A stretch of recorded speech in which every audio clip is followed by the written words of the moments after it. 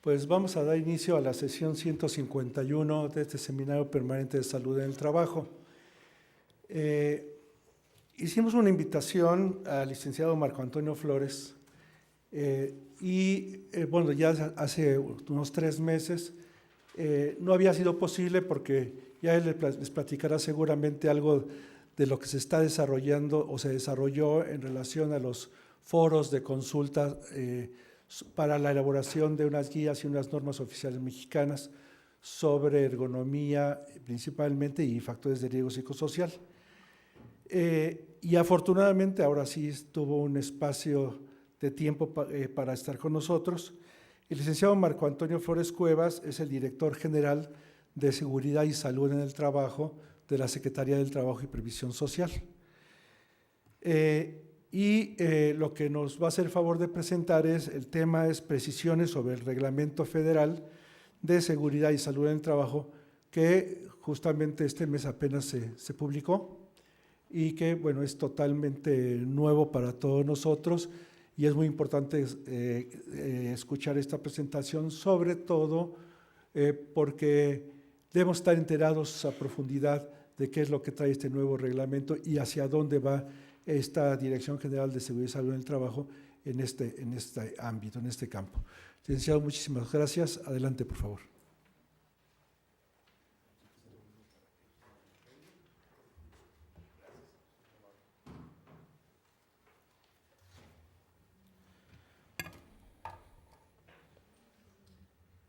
Muy buenas tardes, tengan todas y todos ustedes. Mi nombre es Marco Antonio Flores Cuevas, soy el director general de Seguridad y Salud en el Trabajo de la Secretaría de Trabajo y Previsión Social.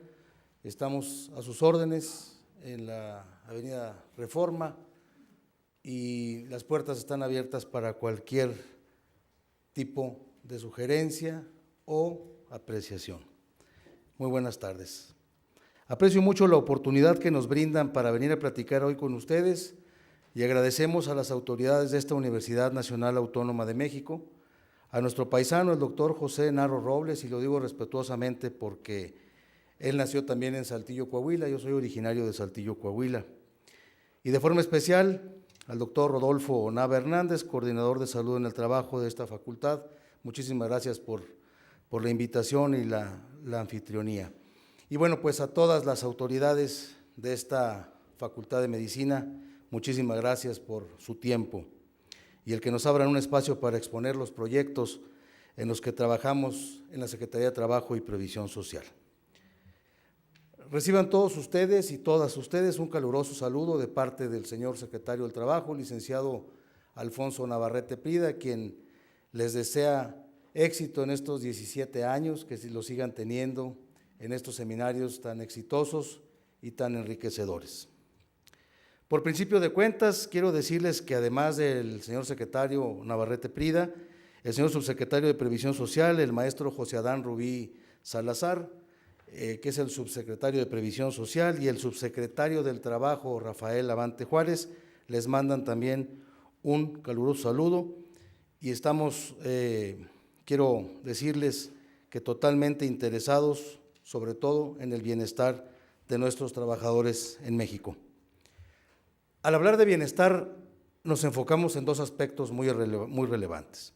En primer lugar, los aspectos físicos del ser humano, la parte externa de las personas, los aspectos del centro de trabajo que se encuentran relacionados directamente con los trabajadores. Es así este tema que el marco jurídico contenido en las 41 normas oficiales mexicanas, en las disposiciones del Reglamento Federal de Seguridad y Salud en el Trabajo, en la Ley Federal de Trabajo, en los instrumentos internacionales ratificados por nuestro país y la Constitución Política de los Estados Unidos Mexicanos, establecen las condiciones de seguridad y de salud en el trabajo que deberán prevalecer en los centros de trabajo en nuestro país. En segundo lugar, y de una forma novedosa, como lo han hecho ya muchos países, ahora le vamos nosotros en México a entrar a los temas que están relacionados con la parte interna del ser humano. Algunos países de América Latina y de Europa y la Organización Internacional del Trabajo desde hace años ya trabajan en todos estos temas. y a nuestro país le ha llegado ya la hora de entrarle de manera contundente a regular estas materias. Hablamos de implementación del programa de bienestar emocional y desarrollo humano en el trabajo. Y hago una pausa, si ustedes me lo permiten, aquí para saludar y agradecer a dos extraordinarios colaboradores de la Dirección General de Seguridad y Salud en el Trabajo, al doctor Francisco Tornero y al ingeniero Enrique Gutiérrez, director de Normalización y Salud Laboral, quienes son expertos en seguridad y salud en el trabajo. Y hago un pequeño paréntesis. En ocasiones, cuando he andado en algunas partes de la República, donde nos invitan a alguna plática, me preguntan que quién es la persona que está a un lado de ellos dos, y bueno, pues ese soy yo, ¿no? Los señores ya tienen toda la experiencia y toda una larga trayectoria dentro de la Secretaría del Trabajo. Bueno, pues les platicaba que en la Secretaría del Trabajo y Previsión Social se está trabajando para cuidar a los trabajadores en cuanto a su salud, con el propósito de disminuir los riesgos de trabajo. Agradecemos que nos permitan ustedes a nosotros participar en espacios como estos, en virtud de que hacen posible el adecuado intercambio de opiniones y de experiencias.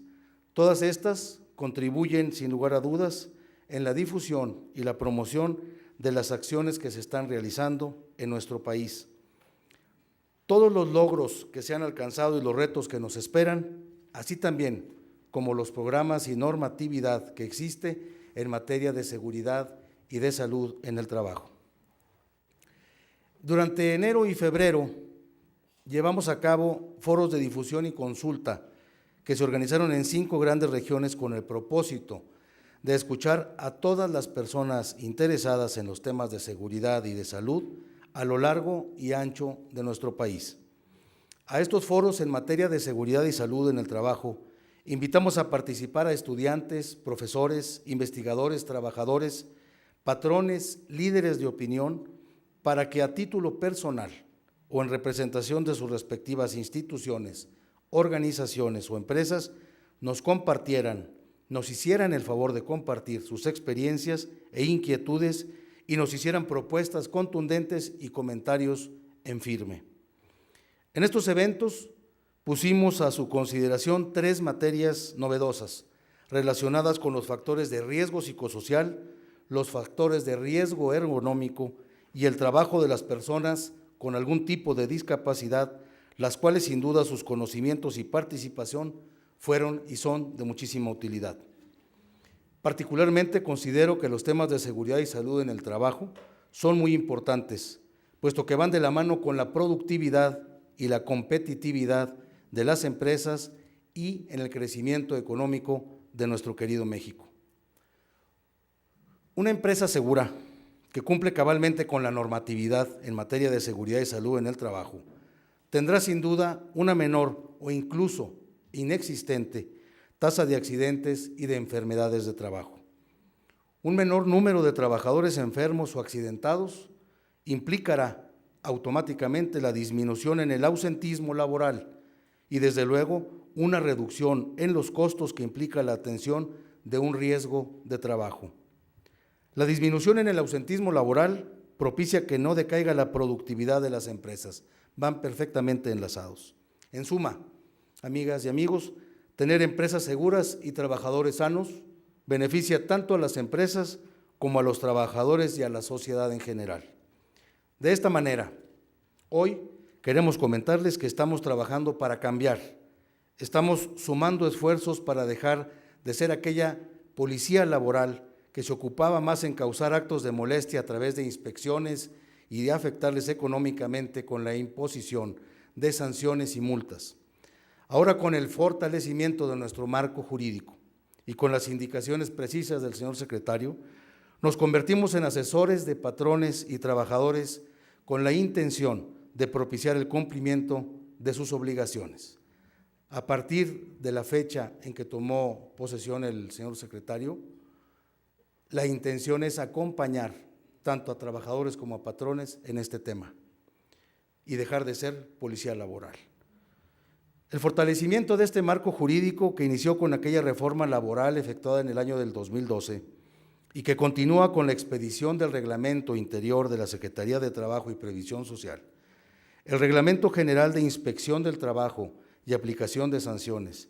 Y ahora, con el nuevo Reglamento Federal de Seguridad y Salud en el Trabajo, que entró en vigor el pasado 13 de febrero del corriente, entre otros instrumentos jurídicos, contribuyen en la construcción del andamiaje jurídico que permitirá y obligará a su vez que las autoridades destinemos parte de nuestras actividades a alcanzar el objetivo de que todas las empresas sean seguras y que tengamos, por ende, trabajadores sanos.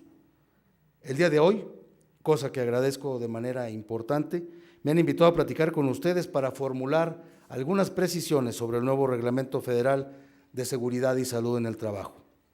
Y para dar inicio a este tema, les quiero platicar el porqué de la importancia de este instrumento. La emisión de este nuevo Reglamento de Seguridad y Salud en el Trabajo obedece a varias cuestiones. En primer lugar, la Secretaría del Trabajo y Previsión Social tiene la obligación de actualizar este instrumento por mandato legal, puesto que la propia Ley Federal del Trabajo así lo ordena. También existe la obligación de actualizar este instrumento toda vez que fue necesario adecuar sus disposiciones a los nuevos artículos de la Ley Federal del Trabajo. Y desde luego, también fue indispensable actualizar el reglamento con el propósito de modernizar sus disposiciones. Recordemos que el anterior reglamento se expidió hace 18 años y evidentemente las circunstancias de nuestro país en aquel entonces eran diametralmente otras. Desde luego, para el análisis puntual de cada uno de los elementos que han motivado la expedición de un nuevo reglamento en materia de seguridad y salud en el trabajo, nos obligan a ver la realidad en la que vivimos. Vamos a entrar en materia. Si me puede ayudar ahí, por favor, señor ingeniero. En esta diapositiva, para construir este nuevo reglamento, se analizaron las disposiciones del Reglamento Federal de Seguridad e Higiene anterior y de todas las normas oficiales mexicanas en la materia. De esta manera, el nuevo Reglamento Federal de Seguridad y Salud en el Trabajo tiene los siguientes propósitos: precisar las facultades que corresponden a la Secretaría de Trabajo, precisar las obligaciones de los patrones desde una perspectiva funcional, establecer los principios y prioridades para la normalización en seguridad y salud en el trabajo y precisar las disposiciones de carácter general por apartado normativo, a su vez, desregular los trámites. En la siguiente, se incorporan los criterios para la actualización de la tabla de enfermedades, institucionaliza los medios para facilitar el conocimiento y cumplimiento de la normatividad, incorpora los principios básicos de los mecanismos de autogestión, fortalece los mecanismos de consulta y prevención de riesgos, redefine la participación y control de los organismos de tercera parte y reestructura las sanciones de tipo administrativo. Con base en lo anterior, el nuevo reglamento establece las disposiciones en materia de seguridad y salud en el trabajo que deberán observarse en los centros de trabajo, a efecto de contar con las condiciones que permitan prevenir riesgos y de esta manera garantizar a nuestros trabajadores el derecho a desempeñar sus actividades en entornos que aseguren su vida, pero además su salud. En cuanto a la precisión de las facultades de la Secretaría de Trabajo y Previsión Social, les mencionaré algunas que considero importantes. Se prevé que le corresponde formular la política pública de seguridad y salud en el trabajo y diseñar, coordinar, ejecutar y evaluar programas y campañas para la prevención de accidentes y enfermedades de trabajo. Reitera la facultad para emitir las normas oficiales mexicanas en materia de seguridad y salud en el trabajo y difundirlas y además promover su cumplimiento.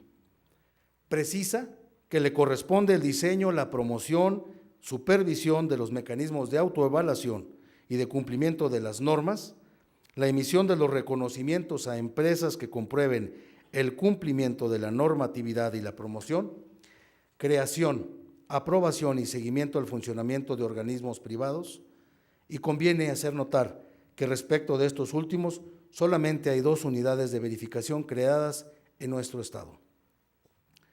Precisa que le corresponde la actualización y expedición de las tablas de enfermedades de trabajo y de evaluación de incapacidades permanentes.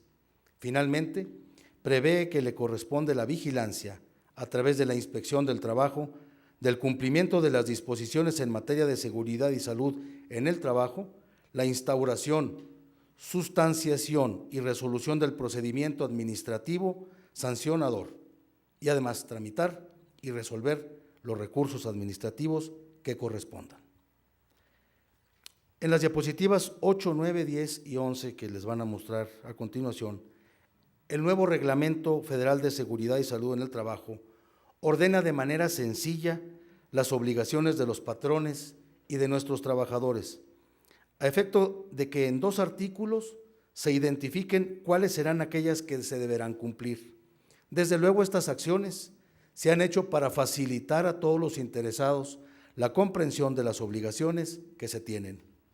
Se han organizado de tal manera que ustedes podrán identificar aquellas que se refieren a contar con estudios, programas y procedimientos, organización, medidas de seguridad, reconocimiento, evaluación y control, seguimiento a la salud, equipo de protección personal, capacitación e información y autorizaciones y registros administrativos.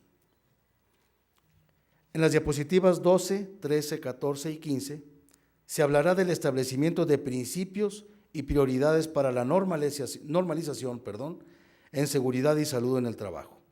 Esto implica describir la facultad normalizadora que tiene la Secretaría de Trabajo y Previsión Social a la luz de las disposiciones de la Ley Federal del Trabajo y de la Ley Federal sobre Metrología y Normalización y de su reglamento. Como ustedes saben, las 41 normas oficiales mexicanas que se encuentran en vigor tienen como finalidad evitar riesgos que pongan en peligro la vida, integridad física o salud de nuestros trabajadores, además de prevenir cambios adversos y sustanciales en el ambiente laboral que afecten o puedan afectar la seguridad o salud de nuestros trabajadores o provocar daños a las instalaciones, maquinaria, equipos y materiales del centro de trabajo.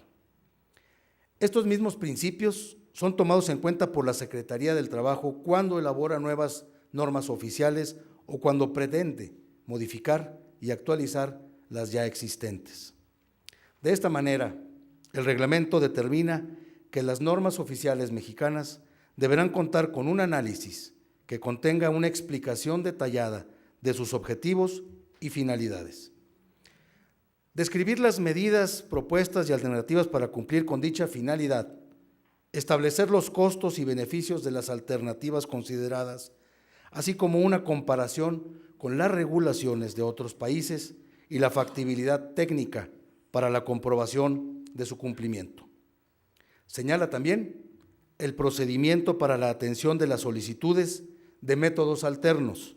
Básicamente, a través de estas solicitudes, ustedes, patrones o sus representantes o el interesado que venga a este caso, puedan pedir a la Secretaría de Trabajo y Previsión Social se les autorice una forma alterna para cumplir con los objetivos y finalidades que prevean las normas y particularmente cuanto al empleo de tecnologías, procesos, equipos, procedimientos, mecanismos, métodos de prueba o materiales específicos.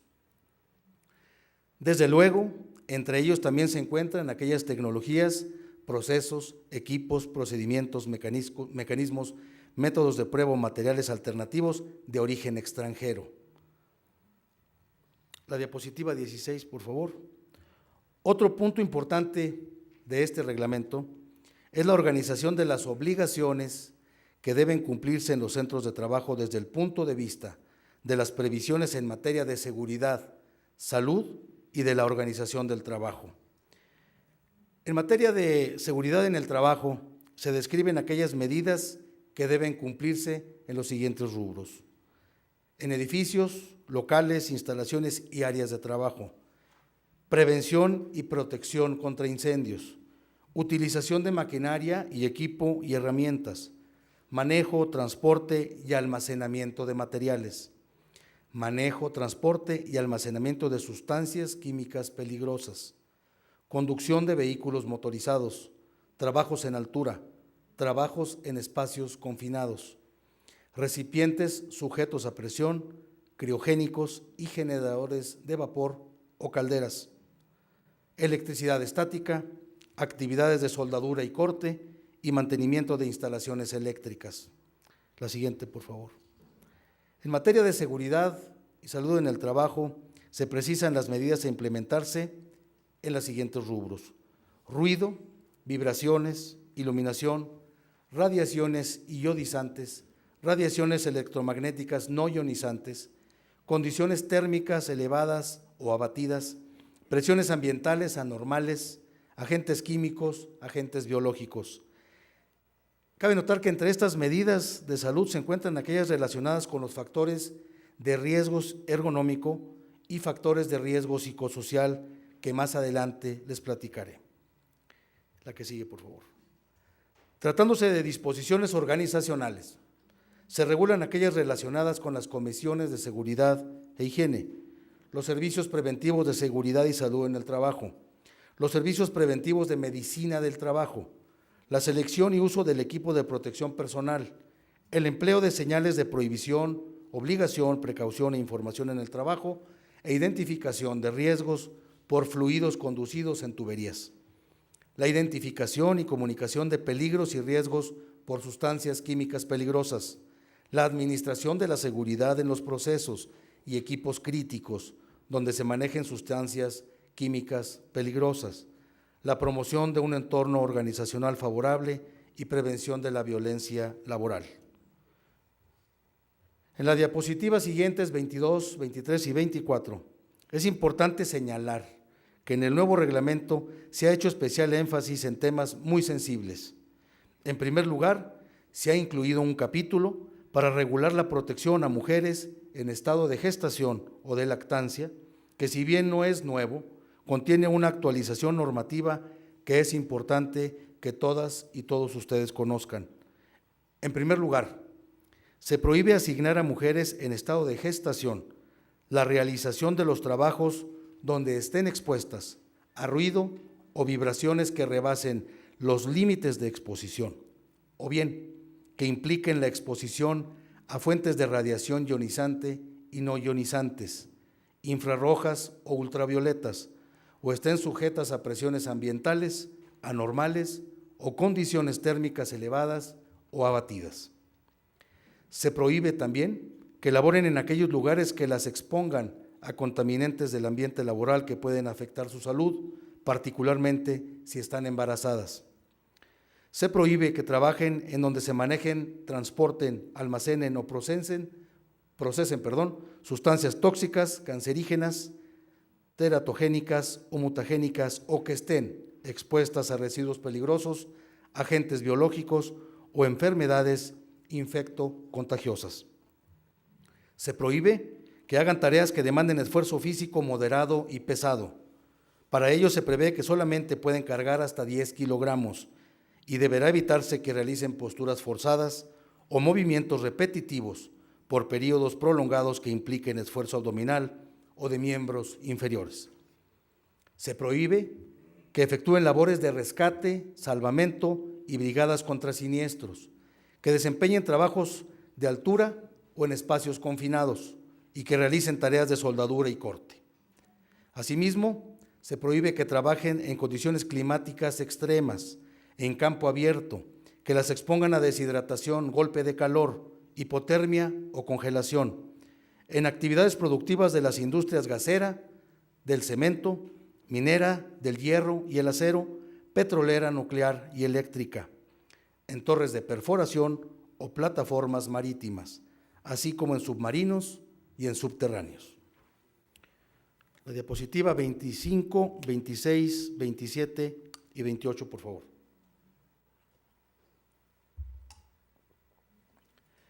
En cuanto a las disposiciones que tienen por objeto proteger la integridad física y salud de las personas trabajadoras menores de edad, se prohíbe que laboren en aquellos trabajos en los cuales se expongan a ruido, vibraciones, radiaciones ionizantes, no ionizantes, infrarrojas o ultravioletas, condiciones térmicas elevadas o abatidas o presiones ambientales anormales que impliquen el manejo, transporte, almacenamiento o despacho de sustancias químicas peligrosas. Se prohíbe que realicen tareas en donde estén expuestos agentes químicos contaminantes de ambiente laboral, residuos peligrosos, agentes biológicos o enfermedades infectocontagiosas, o que se expongan al contacto con fauna peligrosa o flora nociva. De igual forma, está prohibido, como saben, que laboren en jornadas nocturnas industriales y que trabajen como pañoleros o fogoneros en buques. Además, se prohíbe que realicen actividades que demanden esfuerzo físico moderado y pesado. De esta forma solamente pueden levantar cargas superiores a los 7 kilogramos y no pueden realizar actividades mediante posturas forzadas o con movimientos repetitivos por periodos prolongados que alteren su sistema musculoesquelético. También les está prohibido realizar actividades de rescate, salvamento y brigadas contra siniestros que requieran el manejo, operación y mantenimiento de maquinaria, equipo o herramientas mecánicas, eléctricas, neumáticas o motorizadas que puedan generar amputaciones, fracturas o lesiones graves. Que utilicen herramientas manuales punzocortantes que requieran el manejo de vehículos motorizados, incluido su mantenimiento mecánico y eléctrico, que realicen trabajos en alturas o en espacios confinados, y todos aquellos relativos a la operación, revisión, mantenimiento y pruebas de recipientes sujetos a presión, recipientes criogénicos y generadores de vapor o calderas o de soldadura y corte. También les está prohibido trabajar en establecimientos en los cuales se operen equipos y procesos críticos donde se manejen sustancias químicas peligrosas que puedan ocasionar accidentes mayores, en condiciones climáticas extremas, campo abierto, evitar la deshidratación, los golpes de calor, hipotermia o congelación, y en aquellas actividades que se desarrollen en vialidades con amplio volumen de tránsito vehicular, que serían las vías primarias, y en actividades agrícolas, forestales, de aserradero, silvícolas, de caza y pesca, así como en buques y en minas.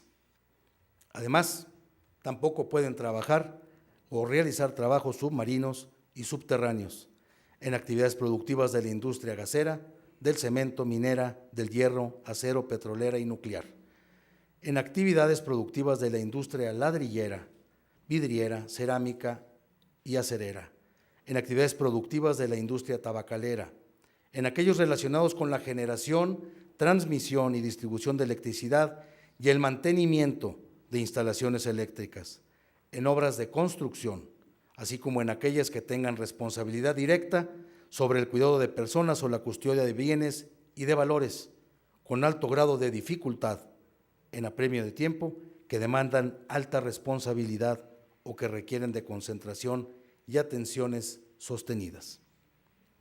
La que sigue, por favor, las dos que siguen.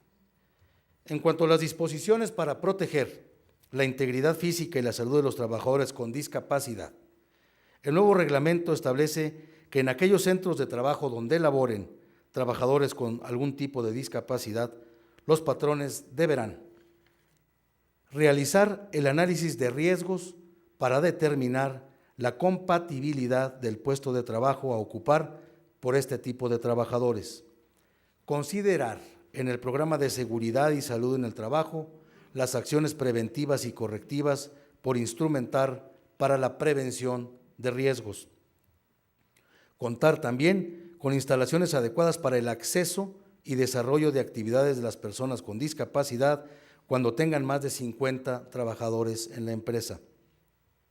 Adoptar el uso de señalizaciones de prohibición, obligación, precaución e información que sean accesibles a todos los trabajadores con algún tipo de discapacidad. Realizar las modificaciones y adaptaciones necesarias en sus instalaciones, procesos y puestos de trabajo a fin de garantizar su desempeño de forma segura.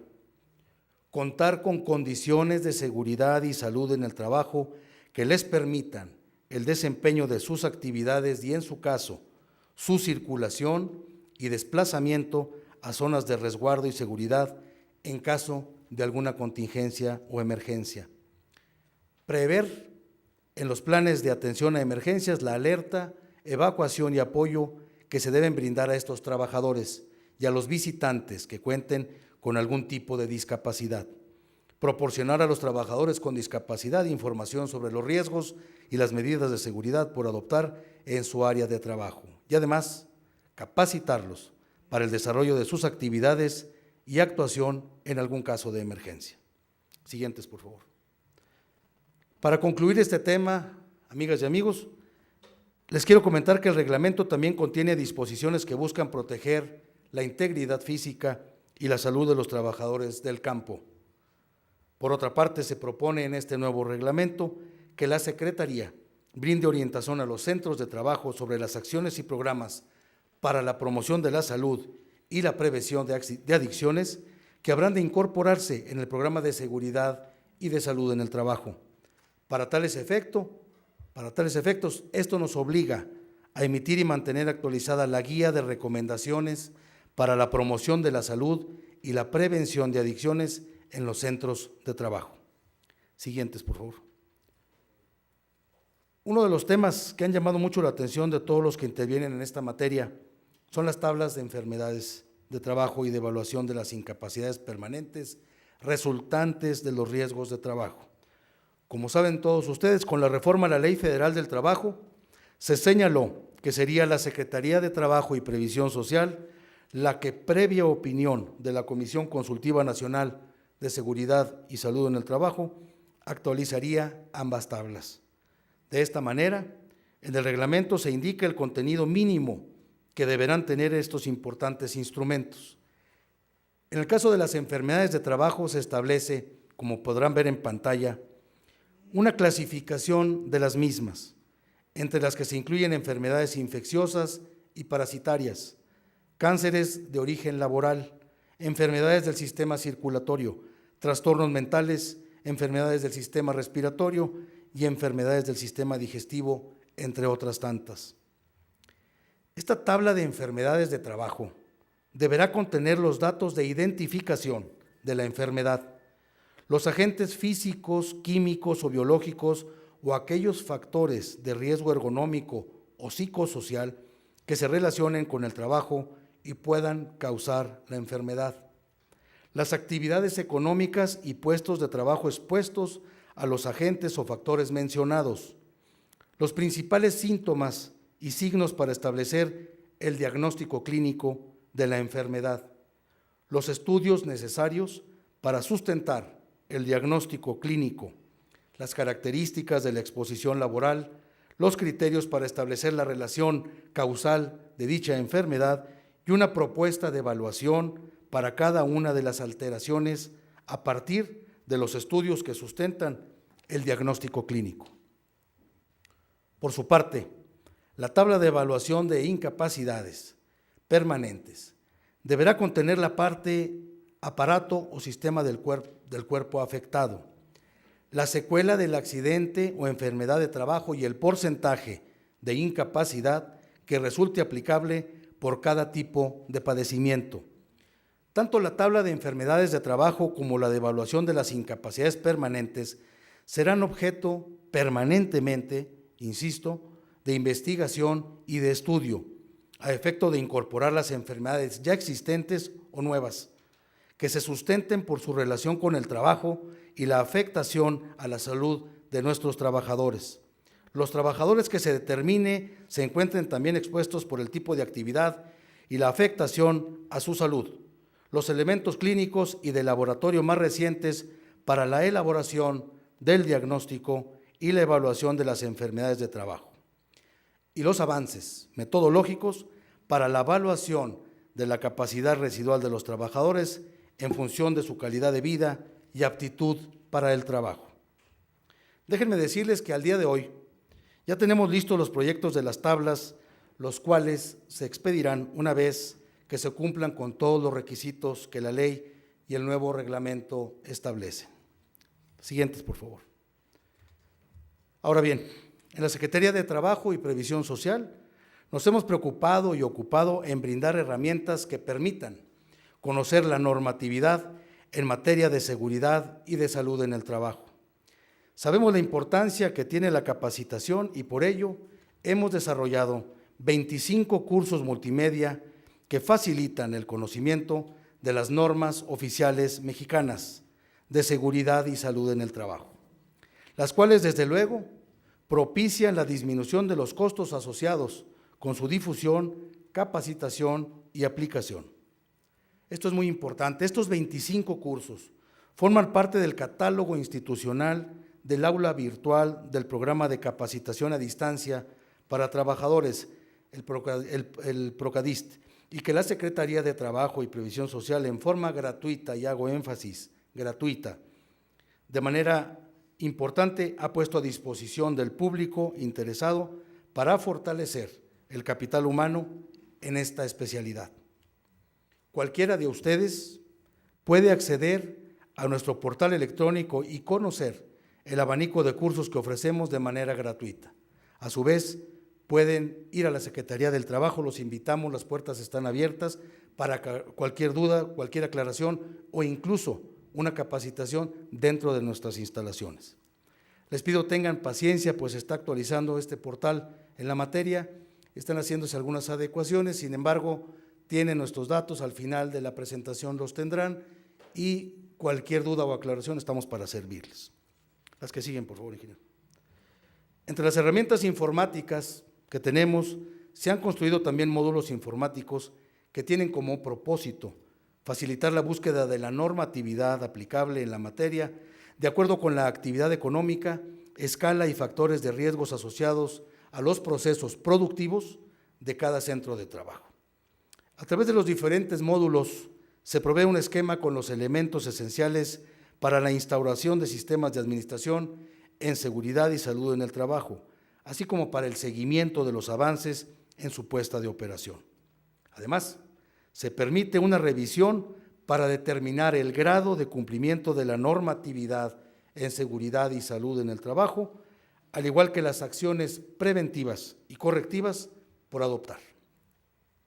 Uno de estos módulos es el asistente para la identificación de las normas oficiales mexicanas de seguridad y salud en el trabajo, al que me he referido y que es muy útil para todos y particularmente para los empresarios, puesto que les permite identificar de manera precisa los requisitos que establecen las normas en materia de seguridad y salud en el trabajo que se deben de aplicar en cada centro laboral basado en dicha herramienta electrónica. Es muy sencillo su uso. Ustedes solamente deben dar respuesta a una serie de preguntas que los lleven de la mano y al terminar les proporciona el listado puntual de las obligaciones que se deben de cumplir. Esto es muy simple, ustedes van indicando en el sistema electrónico si cumplen o no con las obligaciones que se tienen y como resultado el sistema les indica las acciones a realizar. En verdad, los invitamos a que entren a nuestra página, vale la pena que las consulten y que además las apliquen e utilicen. Diapositiva 41, 42, 43 y 44. Si me lo permiten, otra de las incorporaciones que también son importantes destacar, la constituye el fortalecimiento de nuestro marco jurídico que aplica el programa de autogestión en seguridad y salud en el trabajo. Este programa es formidable, es de mucha utilidad y lo están aplicando en muchísimas partes ya en México y se siguen adoptando. Como ustedes saben, tiene como propósito impulsar que las empresas instauren y operen sistemas de administración en seguridad y salud en el trabajo, con la corresponsabilidad de empleadores y de trabajadores a partir de los estándares nacionales e internacionales con el sustento de la normatividad vigente a fin de favorecer el funcionamiento de centros de trabajo más seguros y más higiénicos. Desde luego, para la implementación del programa se requiere la corresponsabilidad tanto de empleadores como de trabajadores y con la participación de las autoridades de la Secretaría del Trabajo y Previsión Social aquí presentes.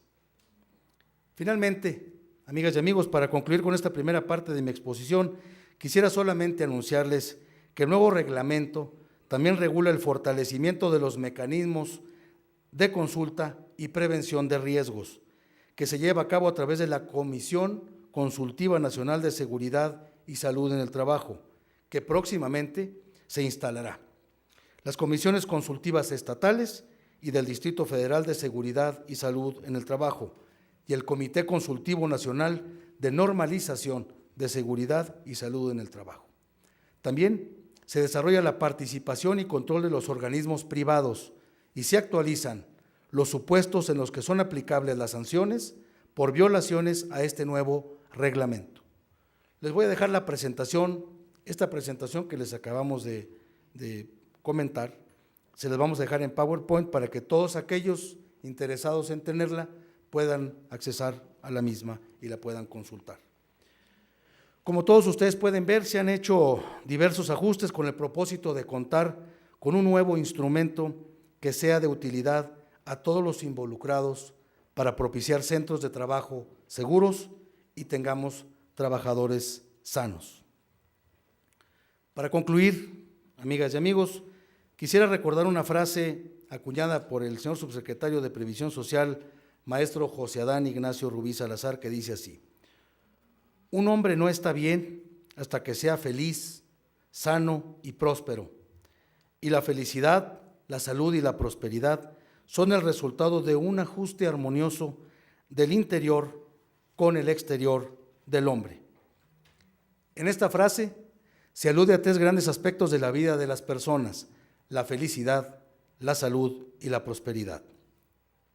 En el caso de la salud, y particularmente de la seguridad y salud en el trabajo, la Secretaría de Trabajo y Previsión Social ha tenido una participación destacada a través de sus unidades administrativas.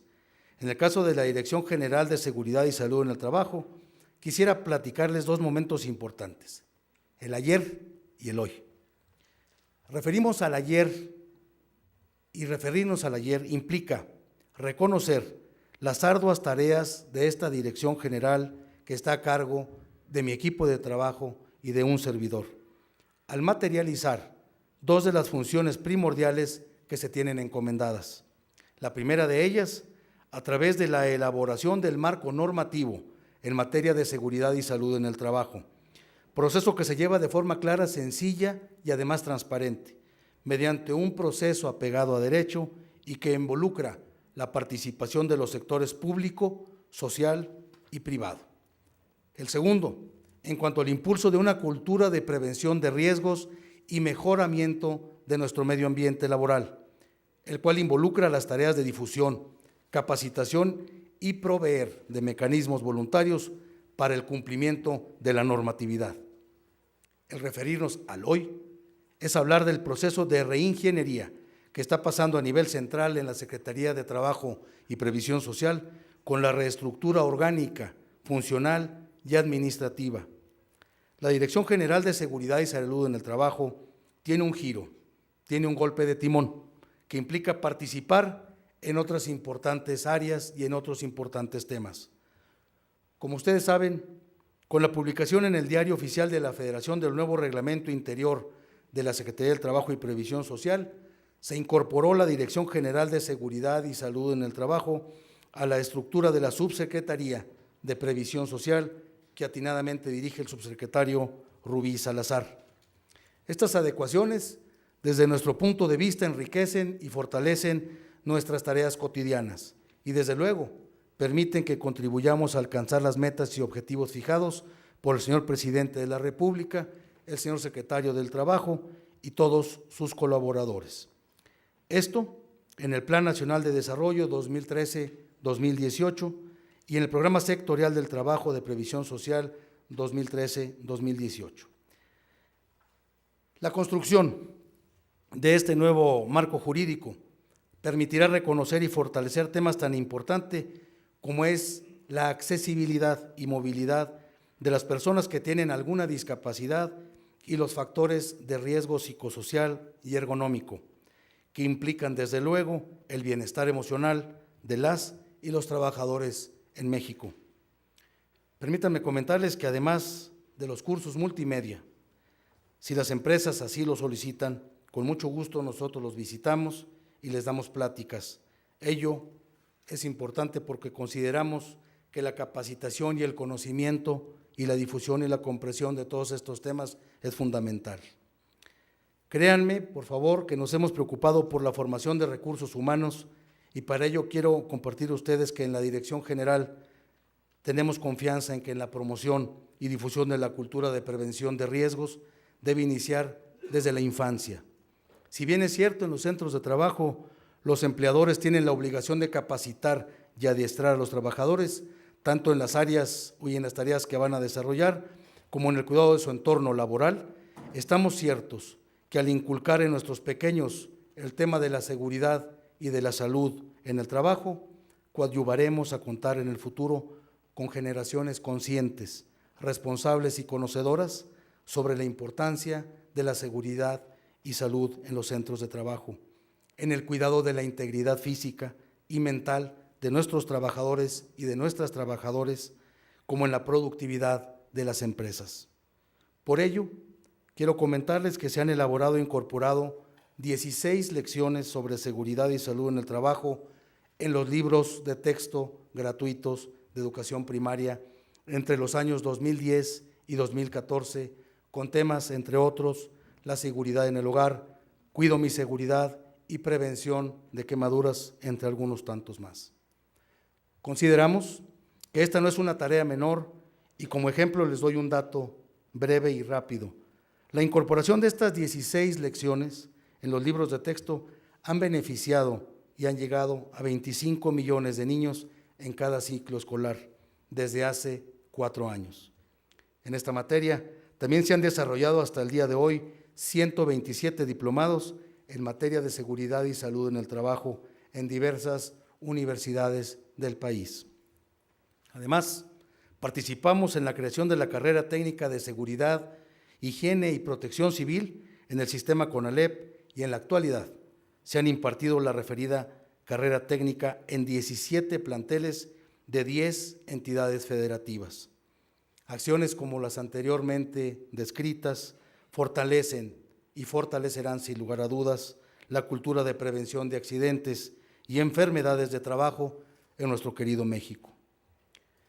Dicho lo anterior, amigas y amigos, quiero agradecerles mucho su atención, no sin antes ponerme a sus órdenes en la Dirección General de Seguridad y Salud en el Trabajo de la Secretaría de Trabajo y Previsión Social Federal. Muchísimas gracias por su atención, estamos para servirles, están mis compañeros aquí presentes, si hay alguna duda, alguna pregunta, estamos para servirles y el documento lo tendrán en PowerPoint a la hora que ustedes lo dispongan. Muchísimas gracias por su atención, son ustedes muy amables, buenas tardes.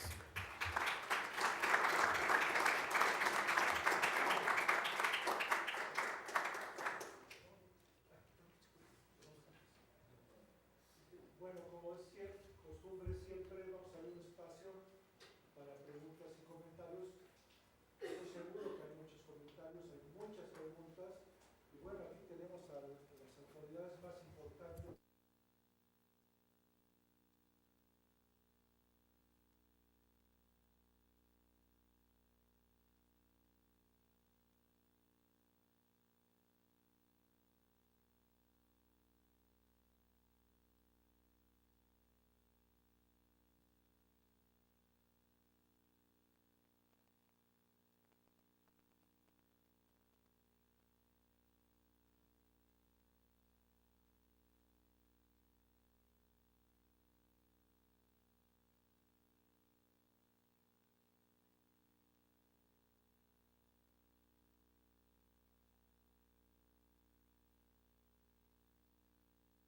Sí, con gusto. Sí existe un documento, sí está impreso, lo tenemos nosotros, y inclusive, si es necesario, cualquiera de mis compañeros, ahorita que agreguen el comentario, pueden asistir a su centro de trabajo y platicar con la persona indicada para poderle orientar.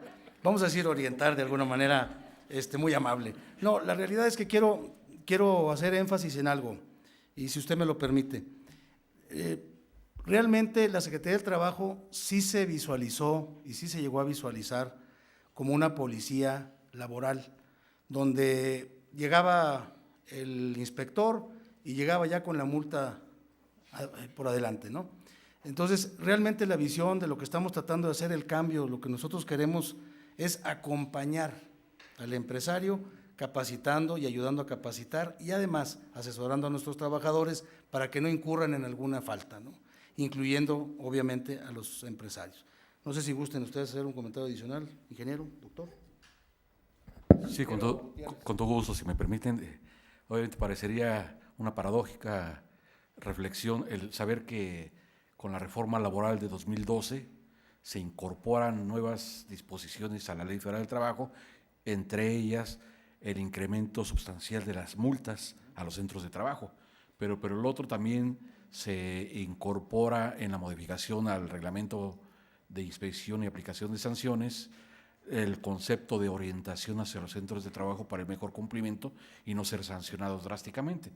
Es evidente que esa parte hay que manejarlo con mucha inteligencia en los centros de trabajo, porque amén de que si le duele al empleador cuando no cumple, la mejor de las recetas es decir que invertir en seguridad es no tirar el dinero a la basura. Por ahí va el camino de convencimiento, de decirle, mira, si incumples, la ley ya dice que el pago de la multa va a ser muy grande, pero si cumples con los ordenamientos legales, hasta te vas a beneficiar, porque el inspector, como decía bien el licenciado Marco, en lugar de ser persecutor, va a ser orientador, va a ser asesor para el cumplimiento. Y evidentemente dentro de su presentación hacía una aclaración muy precisa que me gustó mucho, el hecho de decir que los centros de trabajo con trabajadores sanos, pues verdaderamente son más productivos, y esa es la otra parte de la benevolencia de todo este cambio que se está manejando. En el caso del programa de autogestión, ¿ustedes serían los que acompañarían a la empresa para, digamos, para asegurarse de que estén cumpliendo con la normativa?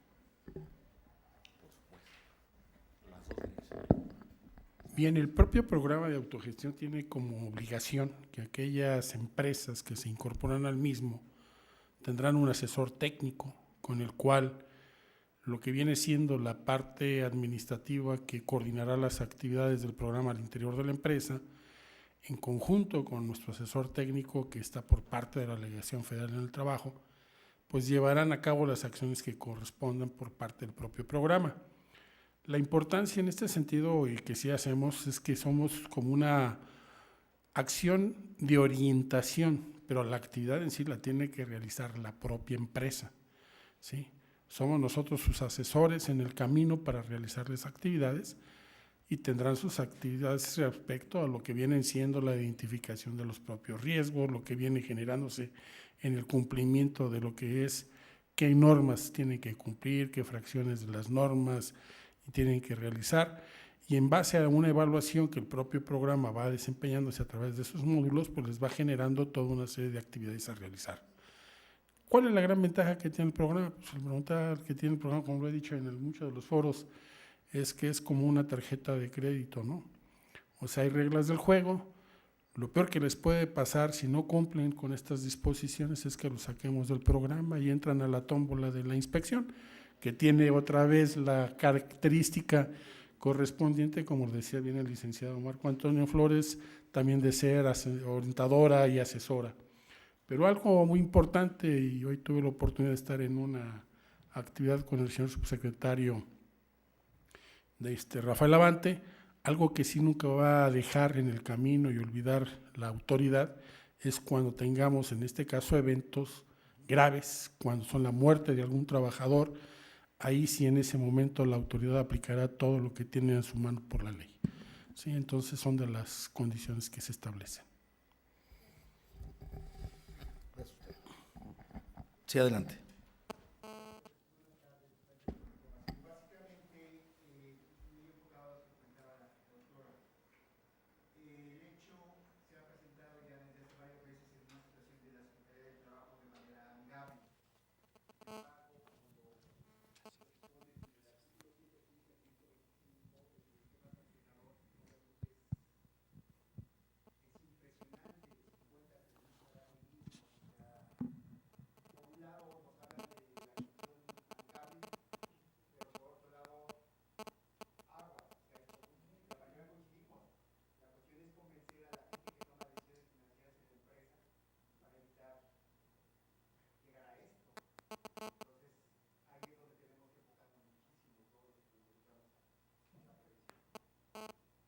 Así es. Obviamente, la intención de la Secretaría es coadyuvar y acompañar, pero la obligación del empresario es cumplir. Y la Secretaría está dando un giro y un enfoque más amable, pero obviamente nada sobre la ley. Sí, la Secretaría tendrá que actuar de manera severa en los casos, como lo mencionó ahorita el doctor, de que se le haga una supervisión, se le indique que está incurriendo en una falta y la empresa o el empresario siga sin otorgar los beneficios o ayudarnos a poder salir de esa situación, y entonces pues sí la Secretaría tiene que actuar. Eso es inminente y sí, son severas y se han instalado e instaurado por acontecimientos que han estado ocurriendo desde hace algunos años, penas un poco más fuertes, pero es precisamente para que vayamos todos encaminados a la seguridad, a la salud y a la prevención de los accidentes y los riesgos laborales. Gracias a usted, a sus órdenes. Somos tres. Gracias.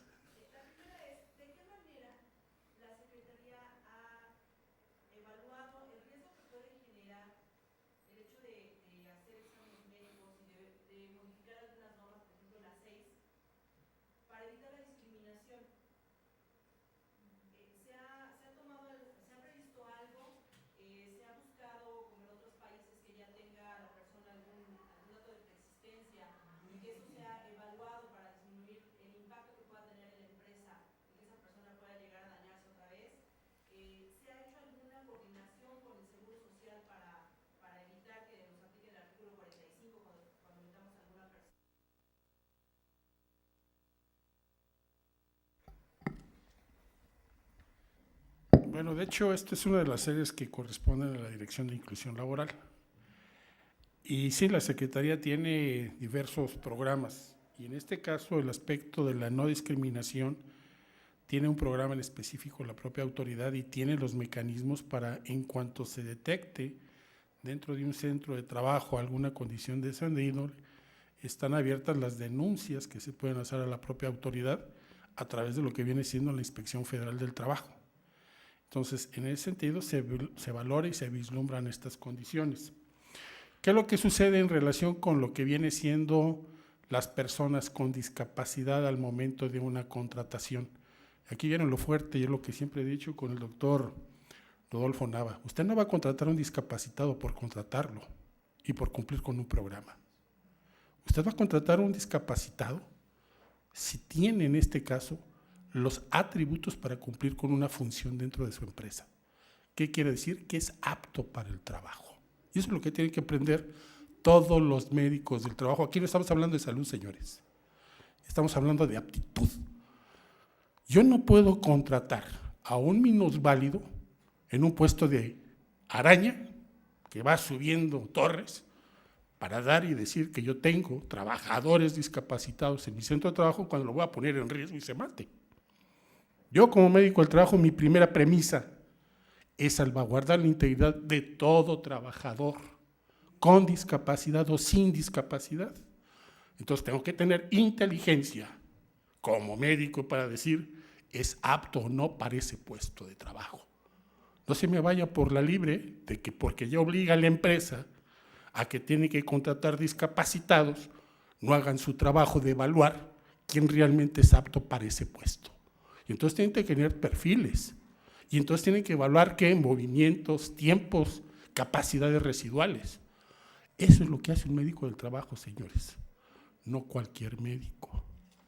¿Queda claro?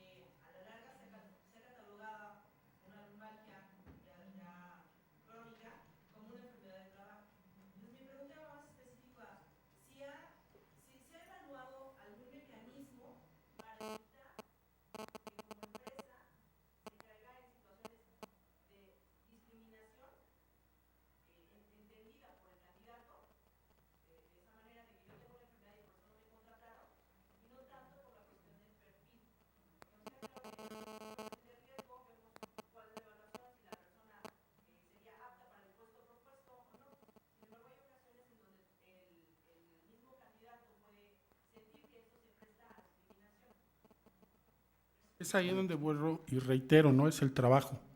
Si usted en el perfil y las actividades a desempeñar y tiene una persona que ya trae un trastorno musculoesquelético previo y ve que hace movimientos de rotación de columna o hace cargas de peso o que en algún momento hace movimientos de flexión extrema, que son repetitivos, que son continuos durante su jornada de trabajo, agua pasa por mi casa, cata de micotara. O sea, así digo, 481, doctora, de la Ley Federal del Trabajo, se lo van a impugnar y se lo van a aplicar como riesgo. ¿Y qué le dicen? No compres riesgos. Ojo, el no comprar riesgos no quiere decir que no lo contrate. Quiere decir que esa persona no es apto para ese puesto. Tengo que buscar en qué otra actividad puede desempeñar aún con esa lesión previa. Esa es la finura del trabajo de la medicina del trabajo, ¿sí? Eso es donde en la Facultad de Medicina del UNAM dan los cursos para esa condición, para que usted perfile a la gente que esté más capacitada y pueda desempeñar sus actividades sin lesionarse por las condiciones del propio trabajo, de su tarea y de su entorno. Entonces, no es cuestión de medición de la autoridad, es de criterio del médico de empresa. Asuman responsabilidades. ¿Sí?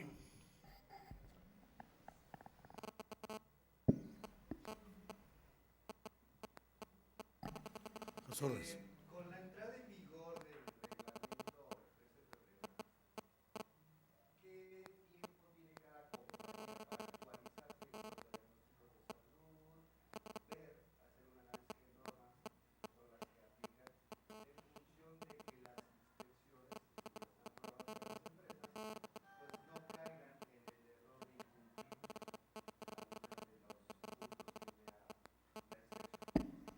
Adelante.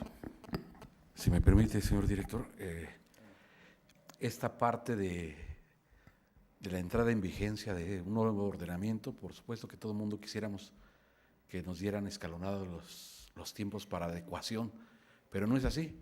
Los tiempos ya están caducados porque se publicó el ordenamiento, el reglamento el 13 de noviembre y fueron 3 meses. En esos 3 meses se tenían que hacer todas las adecuaciones. Al día de hoy llegan las inspecciones y ya utilizan el reglamento como está. No hay escalonamiento para nada. Adelante. Perdóneme.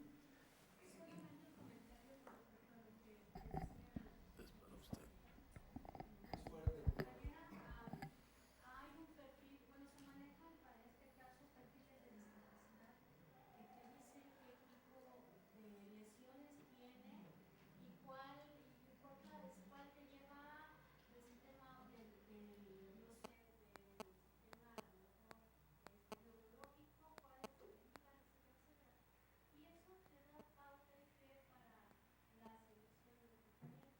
Algo que creo que comparto con ustedes es que el término médico es uno y el término discapacidad como tal que tiene una connotación social es totalmente diferente y es ahí a lo mejor donde sí tenemos o las empresas tienen el derecho de hacer la selección con base al médico y a lo que nos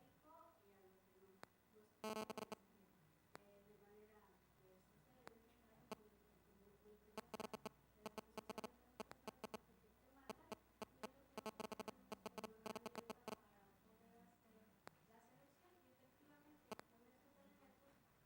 de manera sinceramente práctica muy privada.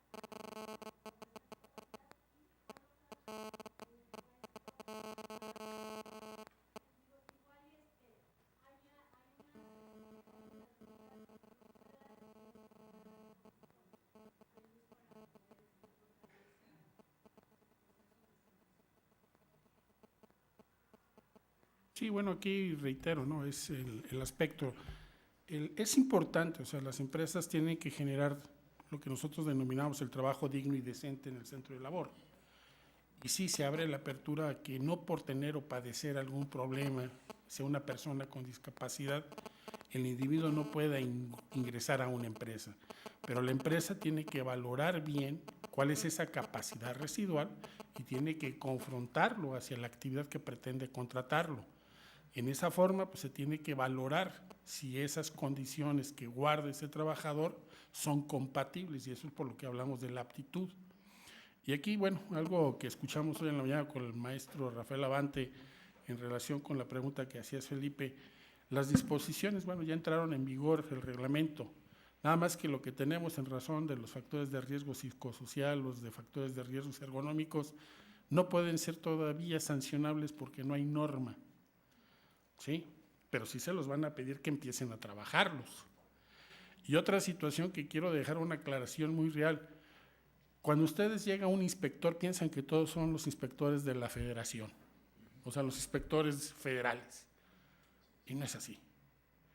Los únicos que tenemos la atribución por ley de valorar las condiciones en materia de seguridad y salud, y esto lo establece la propia Ley Federal del Trabajo, son los inspectores federales del trabajo, que se pueden apoyar con los inspectores de los gobiernos de los estados. Y tendrá que haber un convenio correspondiente para ello. Pero en ocasiones llega a suceder que dentro de algún gobierno estatal sobrepasan a sus atribuciones y empiezan a solicitar cuestiones que no tienen ellos la injerencia en la materia. Eso es donde ustedes administrativamente se tienen que preparar. Eso se tiene que identificar con los que tenemos convenios suscritos por parte del gobierno federal con los gobiernos estatales para el apoyo de la federación. Y eso lo solicitan a la Dirección General de Inspección Federal del Trabajo. En condiciones de trabajo, que es contratación, lo que viene siendo seguro social, si tienen primas, todo, bueno, no primas de las, digo, si les pagan sus primas en este caso correspondientes por su trabajo y todo eso, primas de riesgo, sí. En ese sentido, sí, la autoridad local tiene toda la atribución para ejercer su acción. Entonces, eso es lo que ha perjudicado mucho a la inspección federal, porque confunden que si el del municipio, que es un inspector, hace el acto, pues ya fue el inspector, y no saben si es de la federación, del estado, del municipio, ¿sí? Entonces tienen que ubicar, y lo único que sí les puedo dejar claro en el momento ahorita es, en materia de seguridad y salud en el trabajo, los que tienen la atribución legal para hacer la acción son los federales, ahora sí, no son los policías, son los inspectores federales del trabajo, y aquellos otros en los que se tenga un convenio con un gobierno estatal. Sí. Adelante. 956 el día de hoy. Al día de hoy, 956.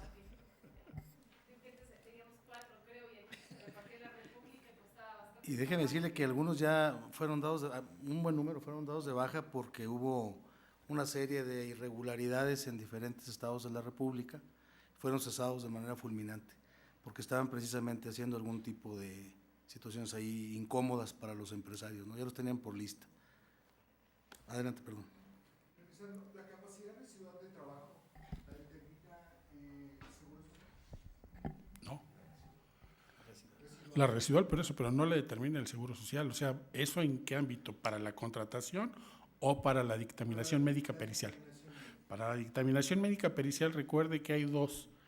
Lo que viene siendo en este caso por partes actoras, una que es por parte del trabajador, su médico, conjuntamente con su abogado, lo llevan a junta, y la otra, el Instituto Mexicano del Seguro Social, con sus médicos y sus abogados, lo llevan a junta. Y la junta es donde se determina o se dirime cuál de las dos instancias tienen, en este caso, la razón, ¿sí? Entonces, para la dictaminación médica pericial, en cuanto a un riesgo, sí, el Seguro Social hace una dictaminación, ¿sí? Y si en este caso no está de acuerdo ni la parte actora ni la parte, en este caso del Seguro Social, se inconforma el trabajador, entra lo que viene siendo la Junta Federal de Conciliación y Arbitraje en una tercería, en el cual también emite un dictamen correspondiente para el caso. ¿Sí? Adelante, por favor. Primero, y preguntas. Una, en Chihuahua tienen inspectores federales. Preguntamos porque justamente nos llegó un requerimiento y todo, el reglamento no sabía que, el nuevo reglamento había que presentar, bueno, todas las notificaciones justamente, y nos dieron, mañana venimos, si vas a recibir. Sí, sí hay. Sí hay. Entonces, sí, de verdad. Y si, no, y si hay alguna duda o en lo que podamos ayudarle, con muchísimo gusto, ¿eh? A ver, le voy a pasar aquí al ingeniero. Adelante. Si me permite, los inspectores federales del trabajo tienen una consigna, el llevar puesta su credencial, y es un derecho del empleador que está recibiendo la visita poder comprobar, ya sea vía electrónica o por teléfono. Entonces, en ese momento, sí, precisamente partes de esas irregularidades fueron que inspectores que ya no eran inspectores se constituían en los centros de trabajo, entre otras muchas cuestiones. Pero los centros de trabajo tienen una liga electrónica, los monitorean desde el nivel central. Existe la posibilidad de que en el momento, en tiempo real, el inspector tenga una veracidad de su actuación y puede comprobarlo a nivel central. Hay un sistema que tiene la Secretaría del Trabajo, que es un tipo C4 que se utiliza en seguridad en los estados de la República, lo tenemos centralizado en la Secretaría. Hay ese monitoreo, como decía el ingeniero, en tiempo real. ¿Por qué? Porque voy a hacer un comentario de una vivencia. Un amigo empresario, un conocido empresario en cierto estado de la República, le cayeron con una multa de una cantidad bastante considerable de dinero. Se reporta a oficinas centrales, como yo no estoy en inspección, me dice, oye, ¿con quién puedo hablar? Estaba en ese momento otro director general, que ya no está con nosotros, ya está en otras actividades, pero le hablo y le digo, oye, fíjate que está sucediendo esto.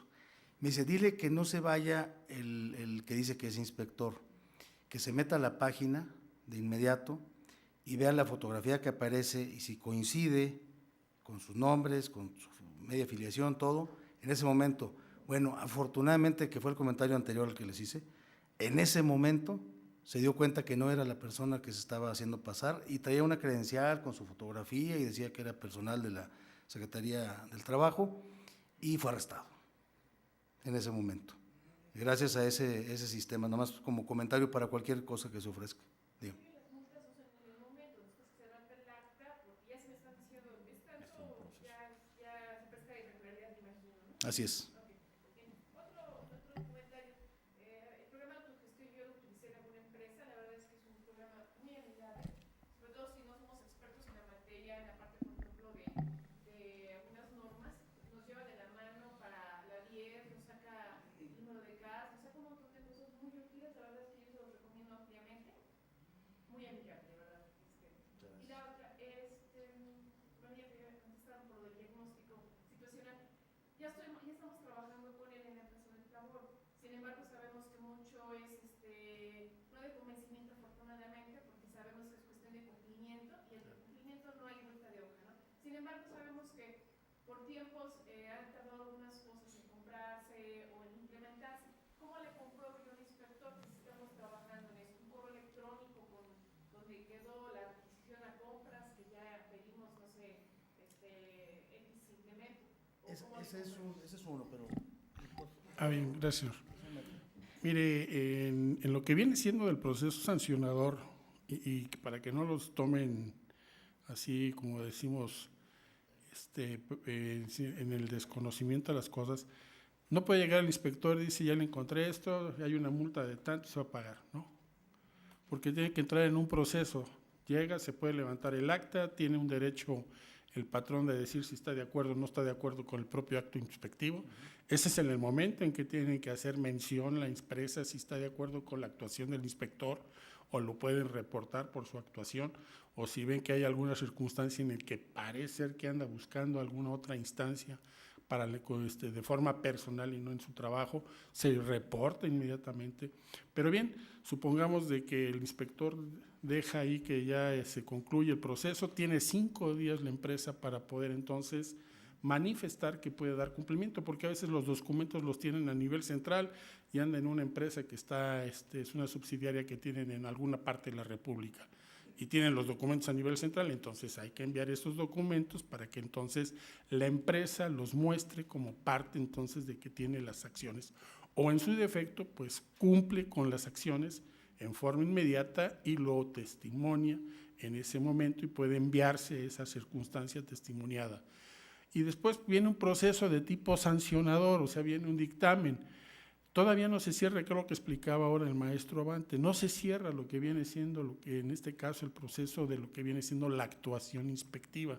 Para hacer una multa ahora es bastante prolongado y tiene bastantes momentos la empresa para demostrar que está haciendo o está tratando de cumplirlo con lo que está obligando la autoridad. ¿Sí?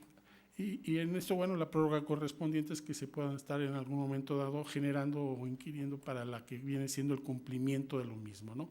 Pero hay diferentes fases y el patrón en toda la que viene siendo ese proceso hasta que no se cierra, a través de un dictamen ya de multa, hasta que no se cierra, puede aportar pruebas de cumplimiento, ¿sí? En las instituciones generales normalmente llega el audit y tiene que dar extinción o el día siguiente. En las federales, en particular de todo el reglamento, ¿hay algún tiempo? O sea, llego ahorita y tengo 5 días para que se presente, o sí se vale que llego ahorita y ahorita me tienes que responder. Son 5 días. Son 5 días. Sí. Sí. Y bueno, lo que comentaba el doctor, son 5 días, pero obviamente si se ve el avance y todavía faltan algunas cosas por resolver, hay buena voluntad y el empresario se le puede dar una prórroga, determinarla directamente con las órdenes. No, ahorita llegaron, en el caso que comentábamos de Chihuahua, llegaron hoy con el oficio para que hoy atendamos la inspección. Si es así, de un día en el momento, sin falta. No, el procedimiento es, en realidad, se elabora un citatorio, al menos con 24 horas de anticipación, salvo cuando en la empresa ocurrió un accidente, una fatalidad, una denuncia, y se hace una inspección extraordinaria.